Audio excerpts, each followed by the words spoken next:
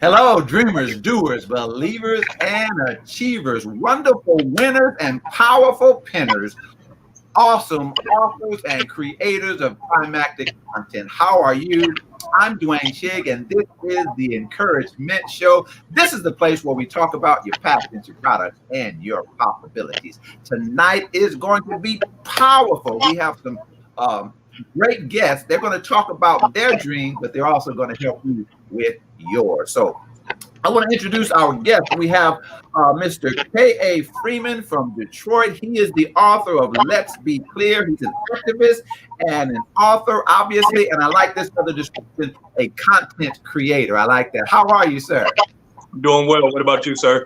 I'm doing very well. I want to thank you for taking out the time, because I know you're a busy man, taking out the time for being with us on tonight. I greatly appreciate it. And we also have from Baltimore, Maryland, she's also an author, a minister of the gospel, a mother, Miss Ingrid Octavia. She's the author of Marked for Death. Interesting title. How are you this evening, ma'am? Good evening. I'm doing just well. It's great to have you with us, and we have some other guests that will be coming in with us, and we'll be bringing them on as they come. I want to thank you again. I've said it before, but it's just in me. My grandfather would always say, people don't have to do anything you ask them. They don't have to be nice. And so when they are, you ought to say thank you. So on behalf of my grandfather, Mr. Ben Shigg, I'm saying thank you so much for being with us tonight. You all have interesting books, and I want to start this. We're going to have a conversation talking about the book and helping others, but I want to start this off. Ingrid, tell us about your book. Just give us, and when I teach workshops, I tell people, give us the title, topic, and the theme. So give us that, and then we're going to delve into this conversation a little bit more. Sure. The name of my book is Marked for Death, What the Enemy Meant for Evil. And my book basically, yes, it talks about the setups and setbacks that the enemy creates for us, and how it can be a deterrent in your life if you allow it to. However, if you persevere and trust God and trust his process, then you will come out victorious in the end. And it basically lets you know that your beginning, how something begins, is not how it will necessarily end. Most times it's not how it will end. So again, you just persevere, and at the end you will be the victor and not the victim. Powerful, powerful, powerful. Brother K.A. Freeman, tell us about your book. When I saw it, I saw the title, and then I saw the name before I saw who you were. And when I saw the title and what it was about, I'm trying to figure, is this a woman or a man writing this? And I thought it was pretty interesting. So glad to have you here. Tell us the name, title, topic, and theme about your book. Yeah, so my book is Let's Be Clear. Essentially, it's a book that highlights the intellect, ingenuity, and unrivaled beauty of Black women. Motivated by my grandmother, my mom who passed away, and just for the women in my community who poured into us, who watched over us. I think the Black man presence, when it comes to highlighting Black women, needs to be in the center. So I just wanted to contribute, make sure the Black man voice is being heard, so we can make sure people know that we uplift our women in our community. Interesting. Oftentimes when people write books, oftentimes when they have books that are pro-woman, they're often written by a woman. And I feel it's interesting that, and what you said was important, that we as Black men write, demonstrating that we're lifting up our queens, mother, father, mother, grandmother, wife. I have 3 granddaughters. And so definitely understanding, lifting them up. And so that was very interesting. I want to ask you about the title and why you did that. I want to introduce our guest, our next guest. She is in Charlotte, North Carolina. She's obviously an author, a theater educator. I want to find out what that means. And she hosts a kids show called Kids Talk Tuesday. And the title of her book is, get this, Angels don't wear wings, they wear jackets. I love that. I love that. Very provocative. Miss Manisha King, how are you today? I'm doing well, thank you. And you guys?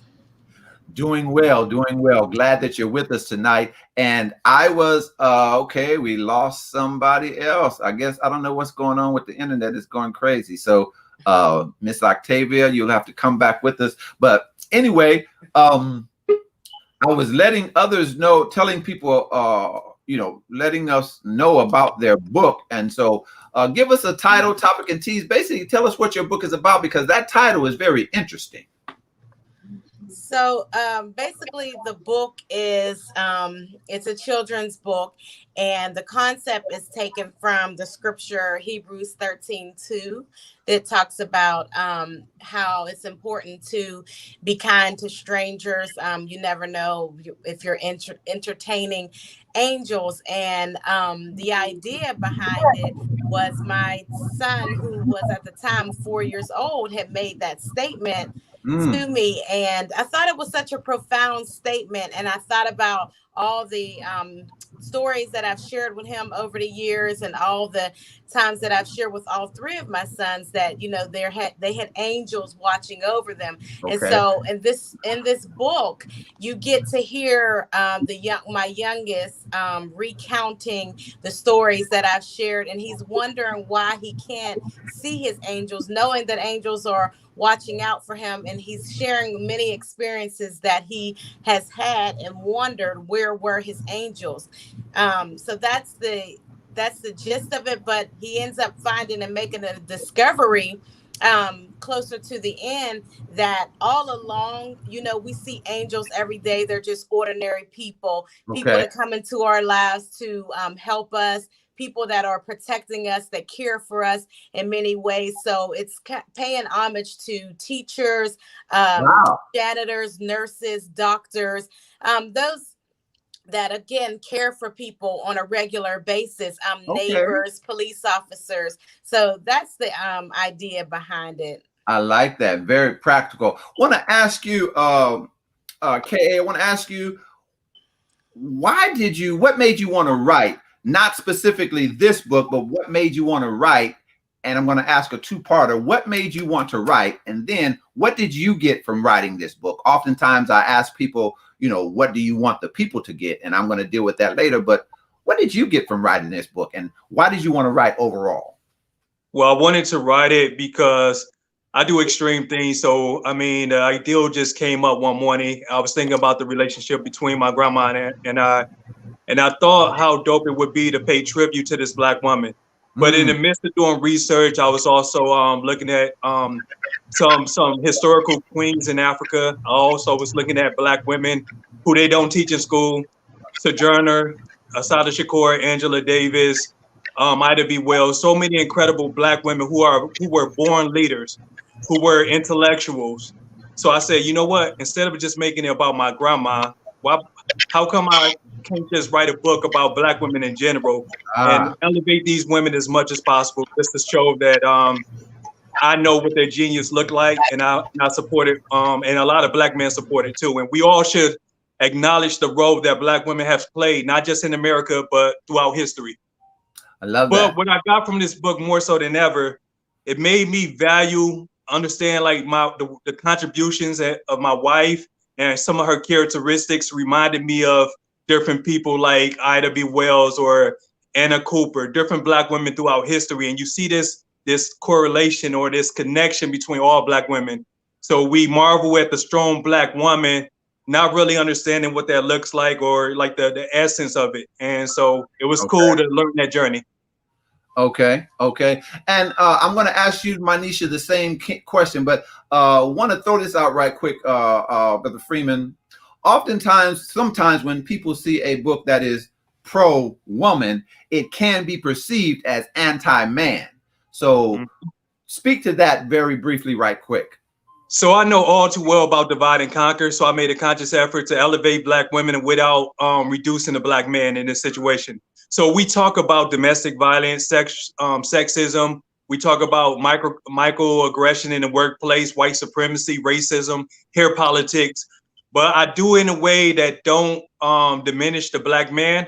But I also want to point at different things, different relationships. Sometimes you come across the fake allyship of white women, the role of white men. You think about Black women in their pay and how it's so different from what a white man makes. Those are legit issues that not only Black women, but Black men got to speak on, because we got to support our sisters 100. So it's just me contributing, and it's a legacy play too. I'm thinking of my daughter when she goes to Spelman in 10 years, and she can say, yeah, I hear about all these women talking about womanism or feminism, but what did Black men have to say about it? And she can say, you know what, my dad did a book about that. Wow. So in a way, it is pro man, because man is lifting up the woman, the Black woman. So it could be seen as in a twistful way. It could be construed as it's pro man also. That's what I'm trying to say. Because I got a lot of brothers who actually purchased the book. And let me make this clear too. There's no division in my eyes. These are my sisters. I'm not an ally for Black women. I was raised, my whole village consists of Black women. So I'm just pointing to my family. We're not, if I write a book or we're talking about the greatness of Black women, that should not diminish anybody, right? So but I don't separate those two things. The Black woman is my sister, my wife, my daughter, my mom, my grandma. Her grandmother was a Black woman. The mother of civilization is a Black woman. So I don't, anytime I see Black women being elevated, I cheer it and I support it, because these are my sisters. Like, it don't take nothing from me as a Black man. Let me have my moment right here, because of what you just said. I'm sorry, that wasn't very professional. I'm sorry. Let me come back now. Come back. But it doesn't take anything from you or me as a Black man to lift up Sister Manisha, Sister Octavia, my wife, my mother, my 3 granddaughters, Princess Precious and Pumpkin. That's not what their mom and daddy named, and that's what I call them. And I can call them that because I'm Pawpaw. Okay, so I had let me come back to professional. I had a pawpaw moment right there. But I love that statement that you said, and that is powerful. Miss King, I want to ask you the same question. Why did you want to write, and what did you get from writing this book? I know it's a children's book, so but just why did you want to write in general, and what did you get from writing this book? So I had aspirations of writing as a child myself. I always enjoyed writing stories. I wrote plays that will be performed in class. So my husband is a publisher, and our boys are also authors. So he was pushing for each of us to get a book out by 2020.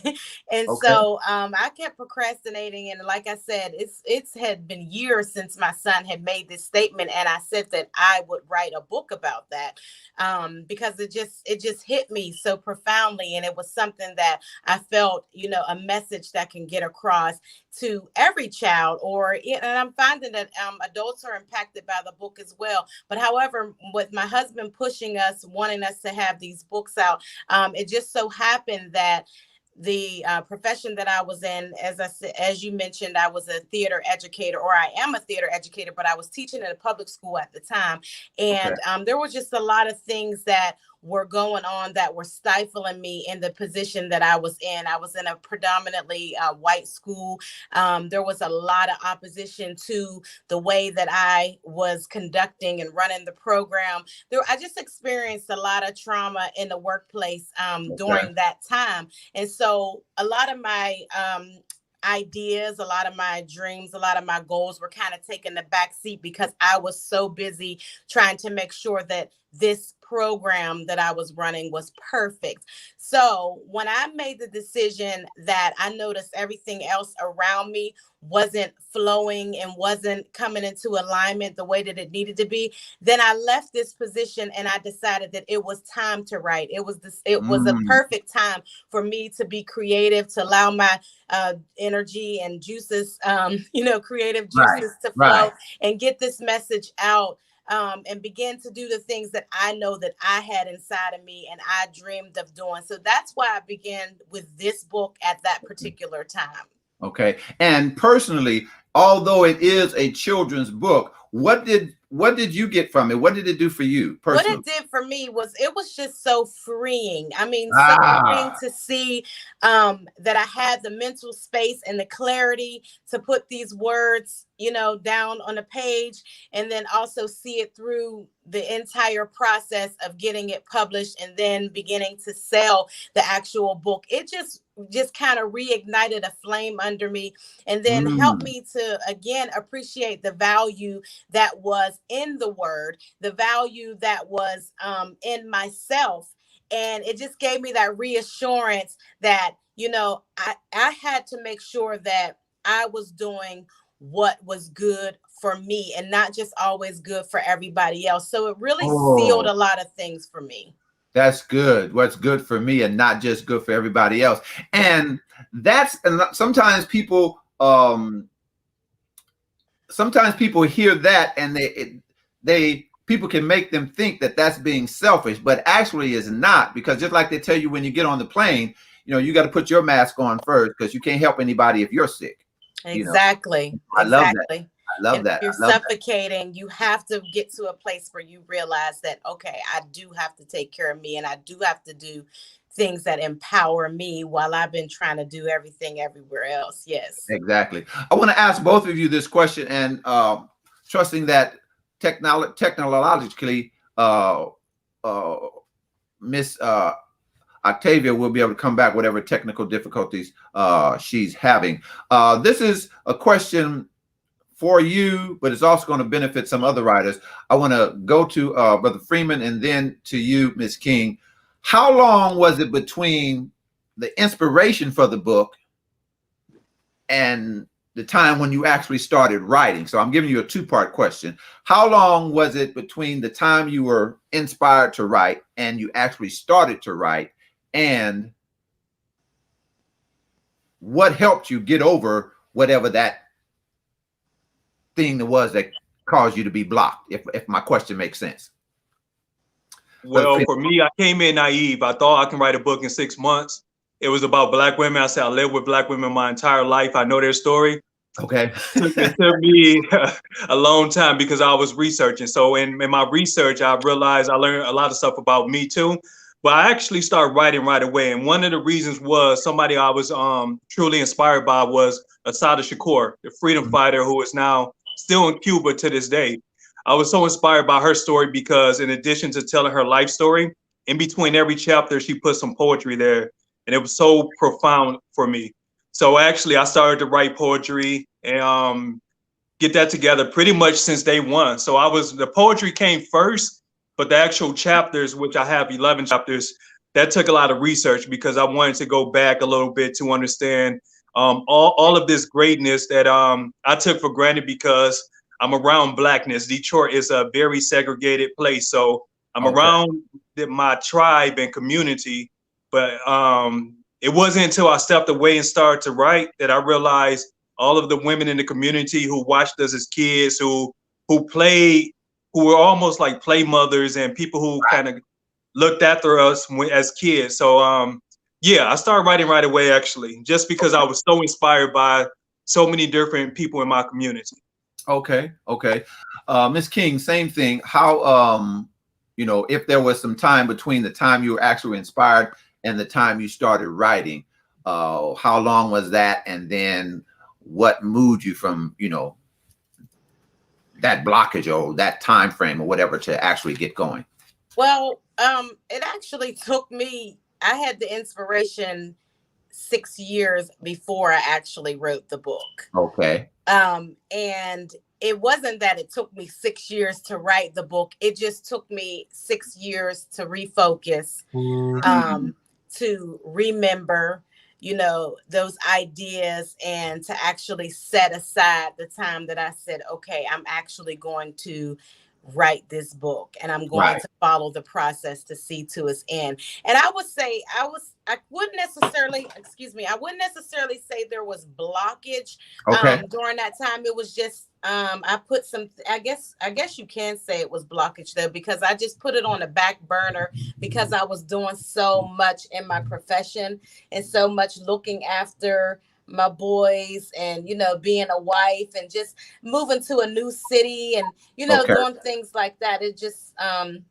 so I guess you can call that blockage, but at the same time, it wasn't something that was intentional. It was Right. just that, eventually I'll get to this, but I had so many other priorities and things that were going on.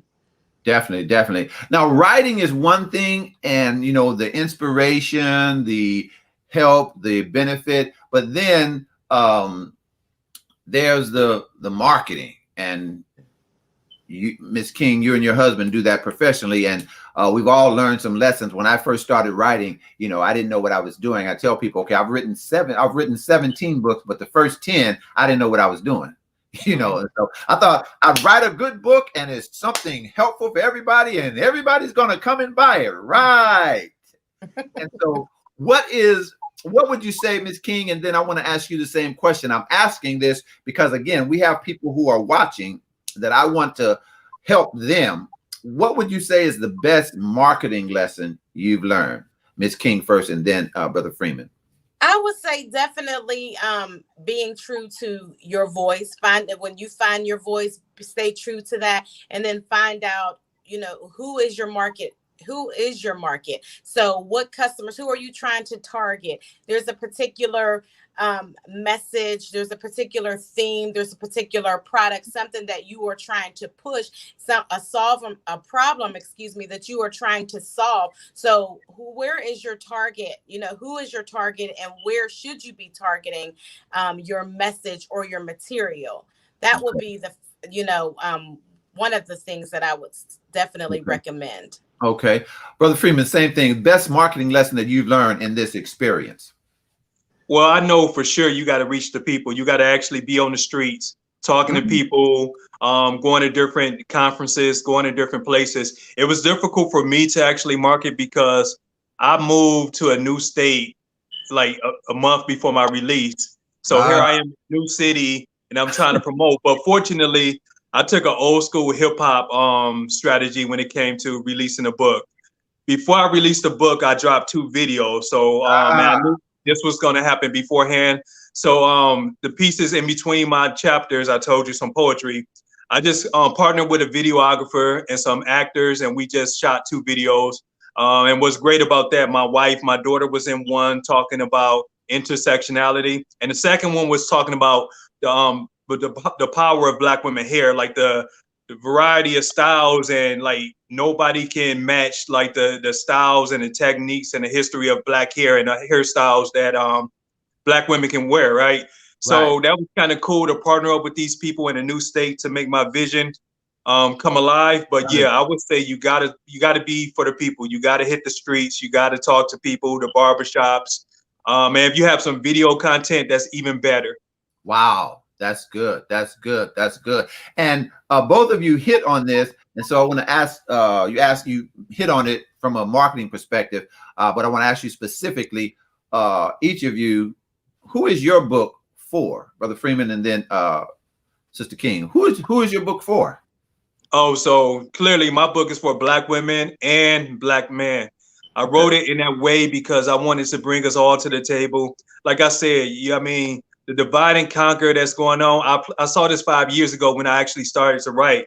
I was like, there's more division. So in the Black community, it's gender now, right? Black man versus Black woman.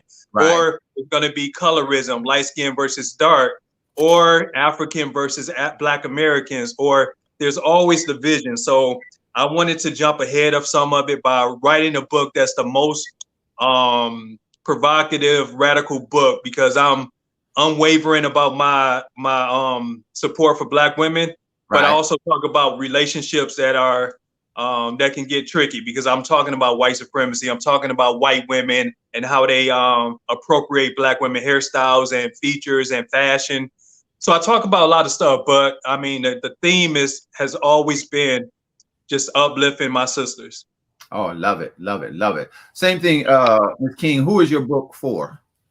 My book is for all families, no matter the background, doesn't matter the age. And although it's a children's book, as I mentioned, I've got so much feedback from adults that were impacted by the story. So I tend to think and I would say know that my book is for families, every family. I believe it should be in a household of every family. It's also for education facilities and schools. It's also for churches, those that are of the faith, those that believe that, in scripture, those that believe the word of God.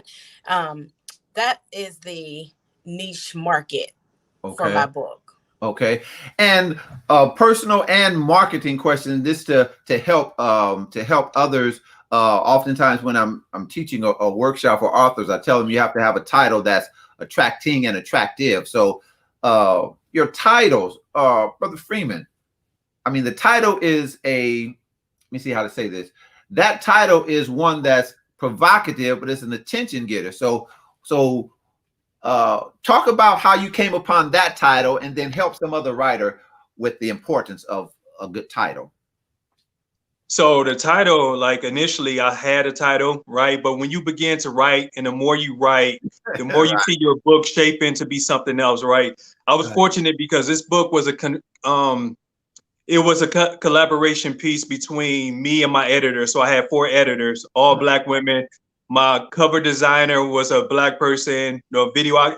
So I actually employed like 14 Black people to make this come into the universe, right? So, but so many people, I was asking for them to like chime in, tell me what you think this book is about, because the editors have read it, right? So after they read it, I got the best titles from what was out there. And we just said, let's be clear. This book is like it's a kill shot. It's straight to the point. It doesn't deviate from like the subject matter. And it's just making sure our sisters know that Black men are present, and we will continue to be in our community, uplifting our women. So yeah, but I got it from an editor to answer your question. Okay, good. Manisha, same thing. Your title. Where did it come from? And help some other authors listening now about the importance of a good title.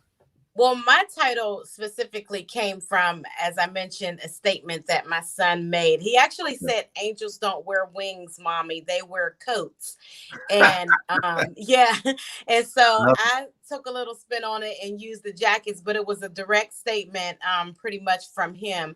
And if I'm talking to other authors and thinking about or giving any type of recommendation for your title should definitely be something that is catchy, as you said, something that will make people, inquire, begin to be curious. Why would they want to read this book, or what is this book even about?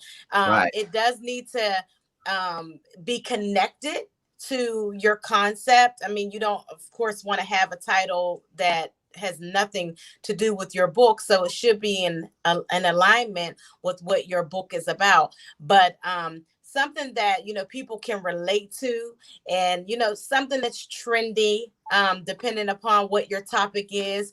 But again, it needs to be specific to your material, your content.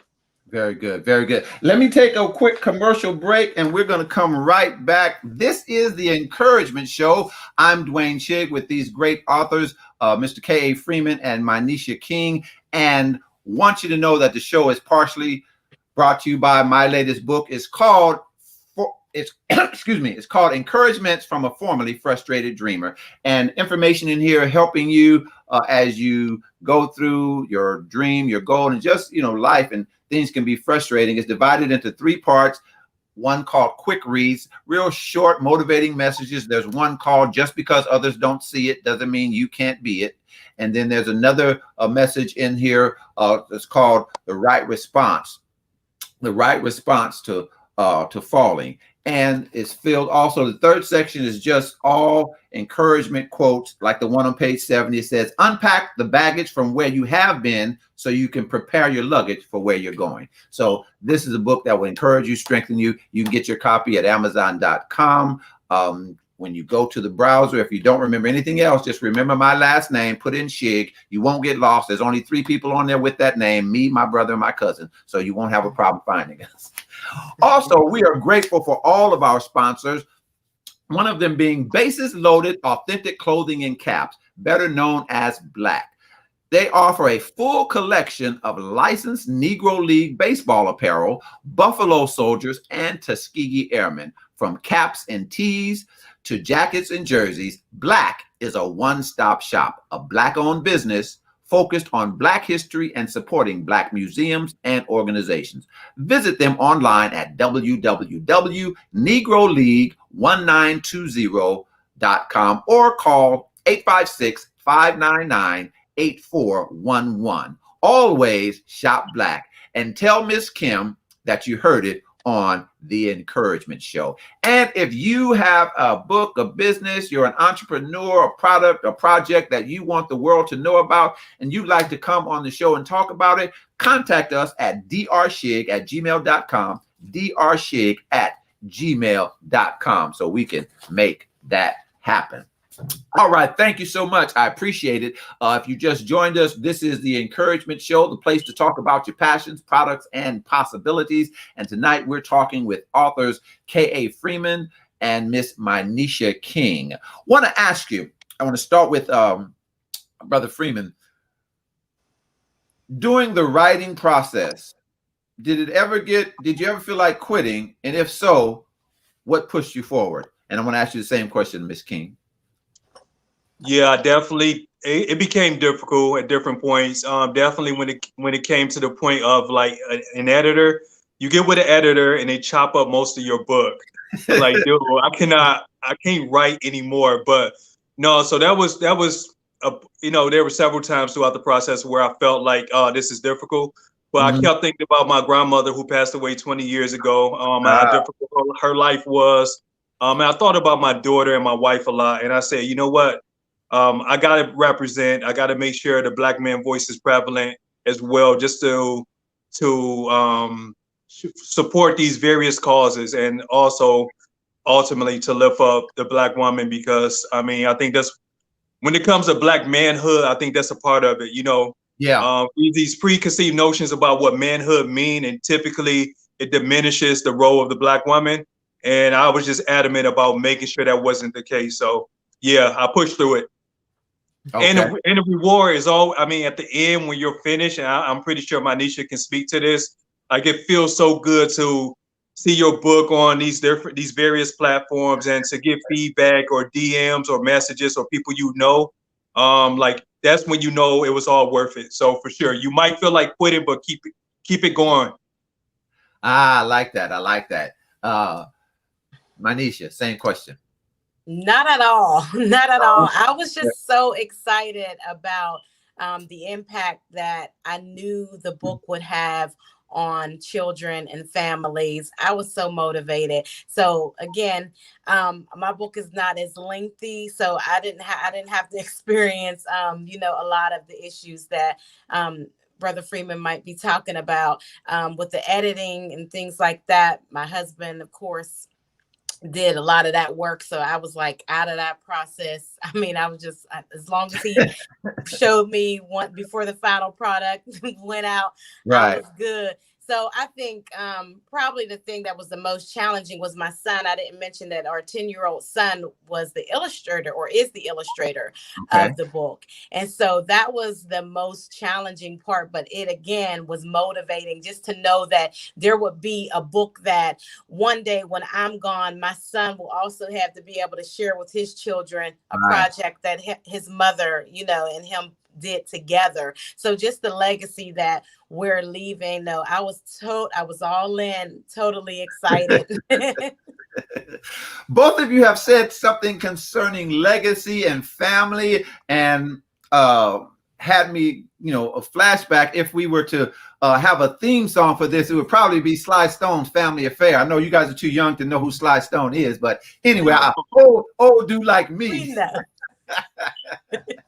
But I like that word because both of you had mentioned it, legacy. That is very important, especially for us. Legacy, with different things, especially like in writing and the arts and things of that nature. So can you just, to a degree you did, but speak to that, both of you, speak to the power of legacy and what it means for you and your family as it relates to the project that you're doing.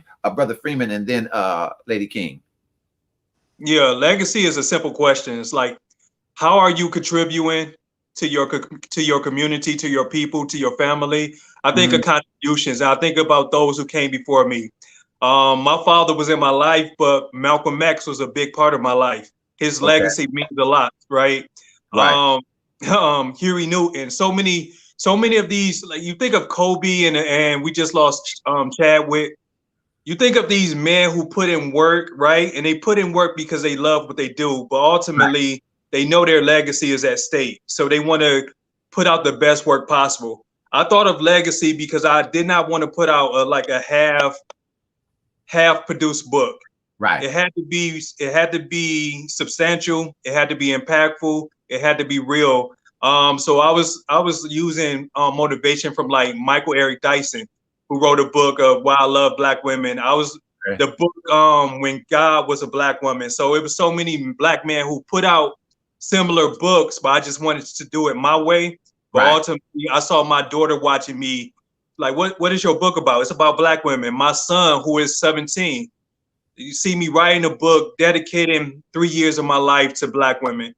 So he sees how I treat his mother, and my daughter sees how I treat their mother. But also they know it's real when I'm putting in work, when I'm not getting sleep to write this book. And they were also a part of the videos, like I mentioned. So you know it's serious, and you know it's about legacy when you actually got your whole family to like know it's like help you push through those difficult times, and to celebrate to celebrate as a whole, making sure everybody feel a part of like the release of this book and some of the things I did to promote it. My family was there. My daughter was there passing out books. My son was there. So that's why it's a legacy play, because they get to see, they saw the hard work, and ultimately they see the messages and the people who really support the book and the movement. That is powerful, powerful. Manisha, same thing. You spoke to legacy, but it just hit me again when both of you were saying that. So speak to that as it relates to, you know, what you're doing. So our family is definitely all about leaving a legacy. We started with our boys from very young ages on training them, getting them ready to, and also preparing ourselves so that if something were to happen to us, we would be leaving a legacy for them. So everything that we do, all of the work that you know, has been put into our books as well as our family business, because we understand that, see, the culture, you know, I guess I would say American culture, whites leave their children, you know, something to hold on to, an inheritance, pretty much the majority of the time. You know, it's been in a Black community, oftentimes, you know, there's been the taboo, but also it's also been true that oftentimes, you know, people are looking for help when something happens to the parents. Maybe it's a GoFundMe account, maybe it's a support from the community and things like that. So we don't often leave that inheritance for our children. I mean, many are making those steps and making those efforts within, you know, the last decade or so. And it's been going on, but you know more about it now with social media, and you know, there's a strong push for everything that has taken place with our people. So I'm not saying that it was never a part of who we were, because that's something that is very important to our families. However, it's been a struggle. It's been something that, you know, has been denied for so long. You know, we experienced trouble owning homes. We experienced the most trouble, you know, having black businesses in communities and things. So with that being said, everything that we do is trying to make sure that there is a legacy, making sure that we leave our children an inheritance, because that's how the next generation, you know, moves on and is free and able to live freely. You know, there's something about being bogged down, about worrying about, you know, how am I going to pay my bills? How am I going to make ends meet? Well, how will I go to college? Well, if we're doing that, you know, as a community and as families now, those are things that our children won't have to worry about, you know, in the future. So yes, legacy is everything to us. It's very, very important. I like the way both of you expressed it. There's a Bible verse that says a good man leaves an inheritance to his children's children. And so you talked about it, and Brother Freeman talked about, you know, having the family involved. But, and I like the way you put this, Brother Freeman, when you said that when your son and your daughter see you working on it, but you said when your son sees you, he knows how you treat his mother, but then he sees you writing a project to broadcast that. And I thought that was very impactful. And then how your family, Manisha, is involved in publication and different things like that. So that's very important. I want to talk about, and it's connected to books, but it's bigger than books. Following a dream, something that you all obviously, this is obviously important to you. And a lot of times people don't have a dream that can make you quit, that can make you want to just you know, throw in the towel. And so as it relates to your book, but being bigger than that, if that makes sense, talk about the power of a dream and how it pushed you to do what you're doing. Ms. King, and then Brother Freeman. Well, the power of a dream for me pushed me in making decisions very early on what the type of life that I wanted to have, and being able to have the discipline to say no to things that I knew would be a distraction. Excuse me. Okay. I don't want to be rude, but you just hit something. And I don't usually allow people to cuss on my show, but you said discipline. Yes. That is a powerful word. I'm sorry for interrupting you. My wife tells me I shouldn't do that, but that word just hit me. And so many people don't have that. I'm sorry. Go ahead. I just wanted to put a pin right there and make people understand that. So I apologize, but go ahead. That's okay. So with having those dreams, it created a clear path. There were some obstacles, there were hurdles along the way, there were things that even I let get in the way. And then just and with life, you know, in life you have responsibility, of course, and things don't go the way that you plan, but making sure that that vision, you know, sometimes I like to substitute dream with vision, right? Making sure you have a vision for your life, and making sure that, you know, though that vision may tarry, you're going to make sure that you pick it back up and that you run with it. So there were times when I had my children and they were young and I couldn't do the things that I wanted to do because my focus and my emphasis had to be on just, you know, them as small children and being a mother. However, that dream or that vision did not die. So the power of it and knowing it, not just having it, but holding fast to it and making sure that you're going to reach it was where the power lied for me. Good. I love that. Same thing, Brother Freeman, the power of a dream, the book that you wrote, very provocative and impactful. So how did the power of a dream affect you and keep you, have you keep going? I'll tell you what, I think of a dream, and I remember when I was a kid and the family struggles, and I was taking bottles to the store, and you did not have nowhere to live as a teenager. And I'm like, yo, I don't even recall dreaming.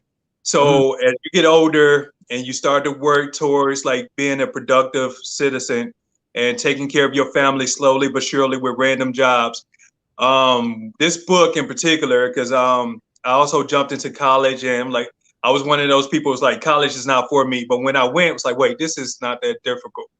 So like small things for me made me dream more. So in relations to this book, I realized like I like to have tangible things. Like I think of something, you want it to be tangible. You want it. So I told you at the beginning of this interview, the book came out of nowhere. I'm like, yo, I'm just gonna write a book. And I thought it was like a low level thing. I thought it was gonna be a couple of months, but it was so difficult. But I'm telling you, to dream of it and to put it through and for it to materialize and become a real thing, and like I can actually touch my book. That's dope. But dreaming in general, Black ownership, like you said, legacy play, taking care of your family, just dreaming for a vacation home or different things that in my community we ain't dream about. So the more I dream, I realize I dream too much. And what I do is I write them all down, like the sister said. They become a vision of mine or my wife, and we check them off. So it's about not only visualizing these streams, but also marking them off as check. I did that. So a book or this book and the videos that I produced was actually like the starting point of it, but it gave me the energy to pursue more. So with this, I know anything is possible. I love it. I love it. I love it. In some of my videos and different things, and when I'm speaking, it's a phrase that I tell people: if something has been done, that means it can be done, and it can be done by you. You know, because a lot of times people think, you know, that's impossible. Well, somebody wrote a book. I have what I call pictures of possibility. Some people I don't know, you know, Tyler Perry, Steve Harvey, but then there are people that I do know. The greatest man I've ever known was my daddy. I lost him about 10 years ago, but he was a picture of possibility. A man that only had like a 6th grade education, but he had his own businesses, bought 2 pieces of property, and raised 4 hard-headed boys. Well, 3 hard-headed, my brothers, but not me, you know. So, but picture of possibility.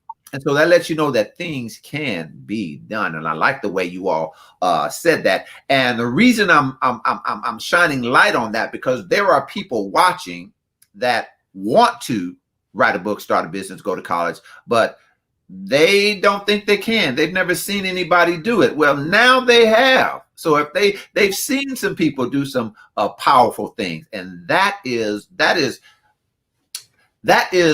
something that can launch you into your own greatness and dream. So I just wanted to say that. I'm sorry, I'm talking too much because this is for you guys, but you all struck a chord in me, and I just want people to know that it can be done. I get this question oftentimes, and I know you all probably do too. Somebody says, I want to write a book, but I don't know where to start. So Brother Freeman, tell them how to start, and then Manisha, same thing. Pull up your laptop and start typing. I love it. Because like I mentioned before, it's a tangible thing. You can't just have it in your head. You gotta, from your head, they gotta transmit over to like a piece of paper or your laptop. But the sooner you get started, the more you gain confidence, the more you see it coming to an end. So you got to start it right away. There are so many resources though. There's so many books out there. There's so many YouTubers you can leverage and learn about their stories or their process of writing. But it's all there. You know, we're fortunate from our age of like the internet is everywhere. Like so many resources out there. So if you want to write, start writing. Just think of the story you want to tell. It can be your autobiography. It can be whatever, but just start writing. That's the best way to go about it, because thinking and, you know, you're going to have some apprehension. You're going to be a little hesitant, but once you start, you started it. So the ball is rolling, and that's all you need is to see that ball rolling. I love it. I love it. I love it. I love it. Manisha, same question. I want to write a book. I live down the street from you. I go to your school. I go to your kids' school. I want to write a book. What do I do? I don't think I can say it any better than what Brother Freeman just said. I mean, just start writing. It doesn't matter if you're starting even in the middle or you start with the end in mind. Just start writing. Exactly.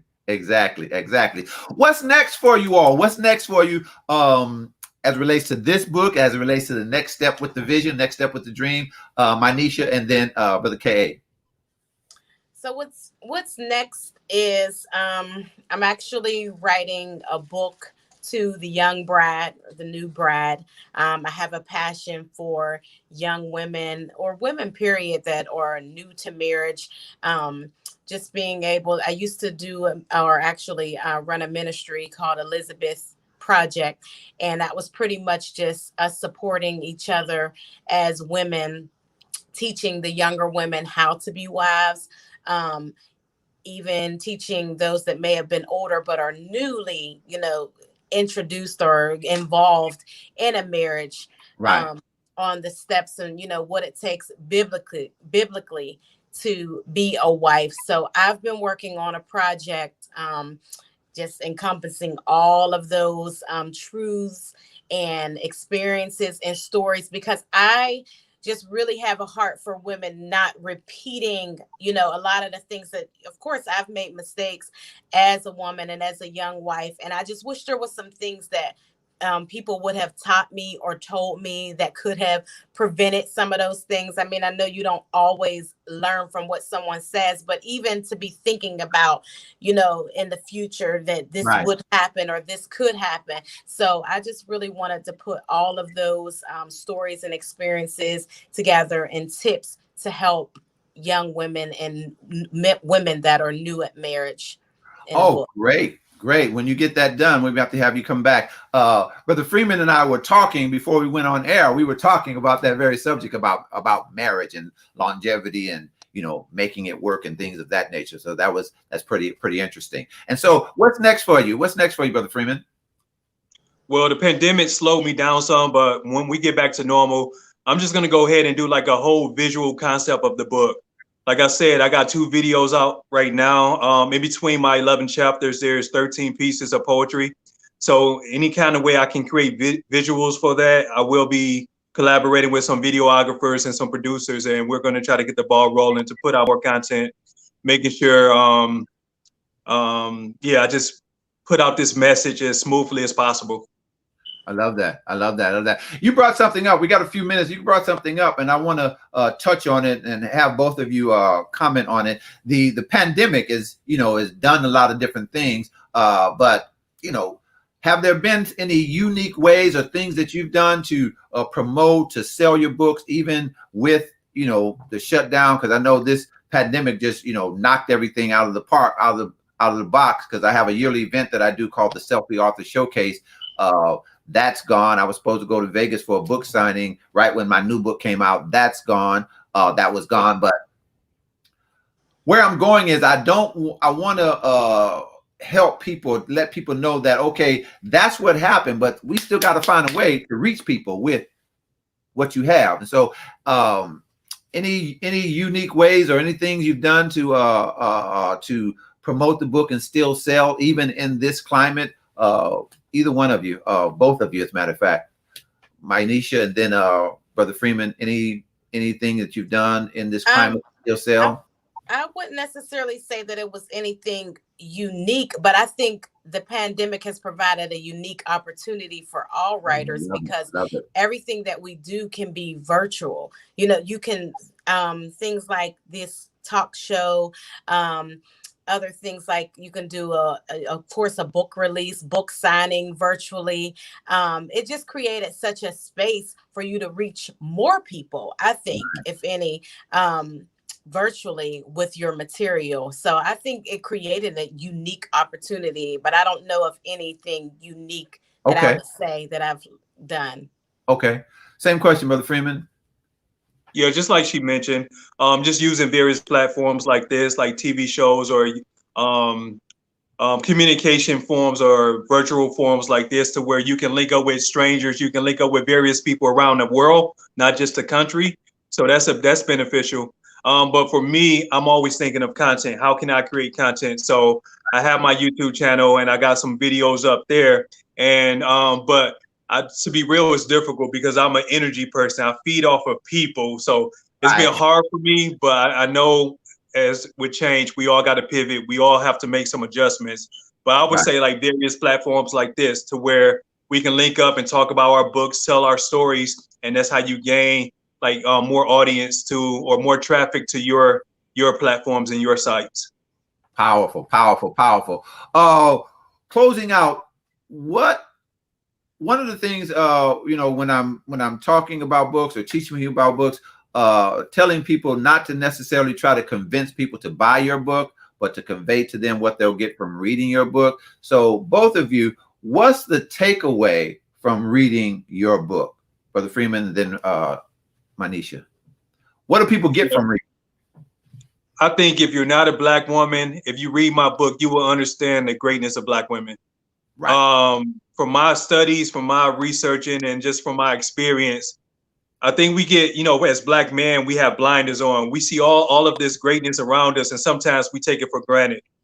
Reading the history of so many of these women and translating it over to like modern day women, like the sister right there, and within her home, she has an infrastructure of a publishing company. She got the kids motivating her, and she's setting up her kids' legacy. And they probably don't even understand what she's doing right now, right? So I think that's the biggest takeaway. And if you look at the videos that I produce and I wrote, if you go to K.A. Freeman on YouTube or my Instagram, you will see a lot of content. And the biggest takeaway is that the greatness of Black women, America cannot deny the greatness of Black people, and you can't fully acknowledge the greatness of Black people if you're not talking about Black women too. All of these great thought leaders and intellectuals is Black men. You have MLK, you have Malcolm, you have so many, but the Angela Davis get reduced. Assata Shakur, Elaine Brown, like there's so many great Black women in history, and we do ourselves a disservice by not acknowledging it. Love it. The takeaway, what's the takeaway from the book? The takeaway would be lessons of empathy, the importance of being kind to people, the importance of loving and caring for your family, and being a community. And so with all of those themes, I would say through reading the book or after reading the book, you will understand that, you know, people are important, no matter the age, no matter the color, the gender, the background, you know, the economic status. People are important and they need to be taken care of. And you have a role and a responsibility to care for others, just as you want to be cared for, but recognizing the power in you to be that caregiver, to be that caretaker for someone. And you never know, you know, when someone is hurting or someone is in need. So taking those opportunities to be a light and to love people. Powerful. There you go with them bad words again about discipline and legacy and responsibility and all that good stuff. I love it. Want you both to take some time to, and when we close out, I want you to stay on for just a second, but I want you to take some time to tell us again, name of the book, where we can get it, and how people can get in contact with you. Name of the book, where we can get it, what's it about, and how we can reach you. Go with Miss King and then Brother Freeman. So the title of my book is Angels Don't Wear Wings, They Wear Jackets. It can be purchased, of course, on Amazon, and also on our website is www.kingspresspublishing.com. Again, that's kingspresspublishing.com. If you want to reach out to me, I am on Facebook as Mynisha King. Our business page is the King's Press LLC, and also on Instagram, the King's Press LLC. So that's a lot to remember, but they can rewind the video. Yeah. Same thing, Brother Freeman. The book, what the name, title, topic, tease, where they can get it, and how can people contact you? Yeah. So again, the book is called Let's Be Clear. I'm on Facebook, Instagram. I have a YouTube platform, and on Amazon, you can get the book, basically. So I just have it on that one platform. But yeah, just watch the videos. Tell me what you guys get. Tell me what you guys think. Give me that feedback. But yeah, I'm just hoping to uplift the community in whatever way I possibly can. Powerful. Thank you so much for being here. To our viewers, you have been blessed tonight. You have been helped tonight, I'm quite sure. And you need to make sure you go out and support these authors and artists. They gave you their contact information. Go check them out, purchase their books, check out their information, contact them. You might have a need for them to come and speak at your for your organization or anything. So contact them. And I want to thank you all for watching this episode of the Encouragement Show. This is truly the place to talk about your passions, products, and your possibilities. On this show, we have 2 weeks where we talk to authors, artists, and people with projects, entrepreneurs. So if you'd like to be on to talk about your project, product, or your book, contact us at drshigg@gmail.com. And I ask you to continue to, you can follow me on Instagram at EncourageMan, the letter N, EncourageMan. Also on Facebook, Dwayne Shigg. Also Facebook, Your Encouragement, and my YouTube channel, The Encouragement Show with Dwayne Shigg, or just under Dwayne Shigg. And we thank you so much. Want you to remember that the Encouragement Show brought you in part by my book, Encouragement from a Formerly Frustrated Dreamer. You can get that at Amazon.com and contact our sponsor. That's, one of our sponsors, Bases Loaded caps and jerseys. And so you can contact them. Thank you so much for being here. And as always, I want you to remember that your dream is doable. And these people have helped you tonight to go get it. You stay encouraged. Be blessed. Hold on just a second, you all.